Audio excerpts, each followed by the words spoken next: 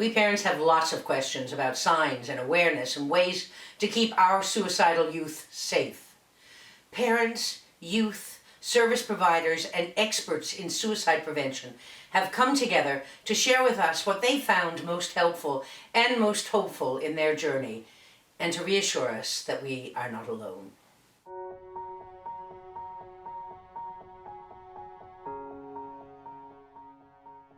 When it comes to suicide ideation, there are some signs.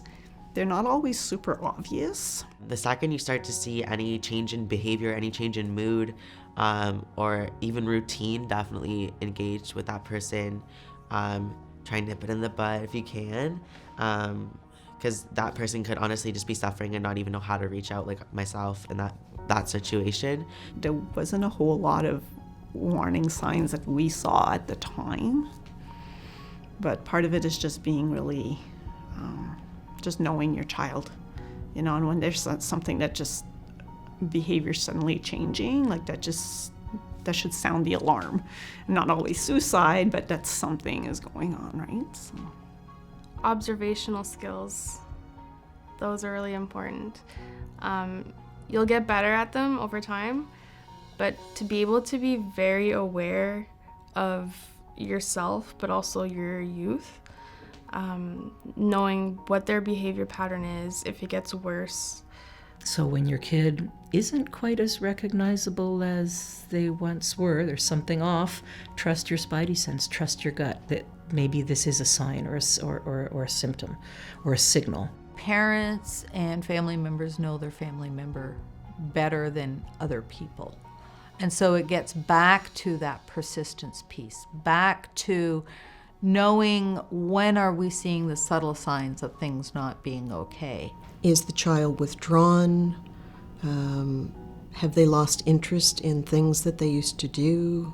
Sports, reading, crafts, even hanging out with their friends sometimes. That emotional distance from friends is something that's very telling. A parent automatically knows that their child is off somehow if they're distancing themselves. They, cocoon, they sleep longer, they don't want to get out of bed, they don't want to go to school, they don't want to eat.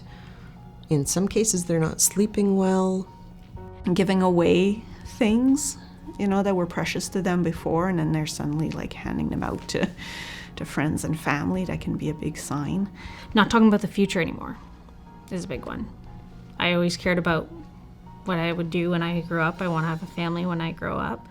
And when I stop talking about that, about this hypothetical family I'll have in the future, it's like, well, why don't you care about this thing that has basically been the main aspect of things for you? So to listen for stuff like that. So what are some of the early warning signs that can let you know things aren't necessarily on track? And it's working with the person who we care about to say, okay, what are the things that you can do for yourself when those kinds of things happen? What are the self-soothing or the distraction or the grounding activities that you can engage in? I found that there are certain times when you can sort of be on higher alert for signs. If your youth has been in hospital after discharge, is known to be a period of high risk. So you watch them more in those times. Again, not in an obvious way, but in a passive way. But you keep an eye on them. If they're starting a new medication and that may be a risky medication, you watch them then. If they tend to find the time of year when exams are happening to be particularly stressful, watch them then. So just get to know your youth, what their patterns are. You'll probably see some cycles, and pay attention to those.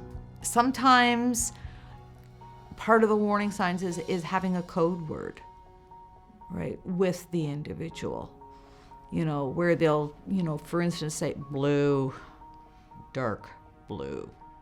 And you've already talked about it, so you know what to do, whether it's make their favorite soup or make an appointment with their therapist or go for a walk, whatever that might be. So it's hard to say how the actual early warning signs manifest for each individual, because it's so unique.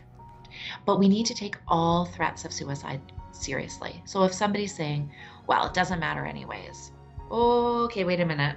Why doesn't it matter? You know, that could be innocuous, or it might be indicative of something bigger.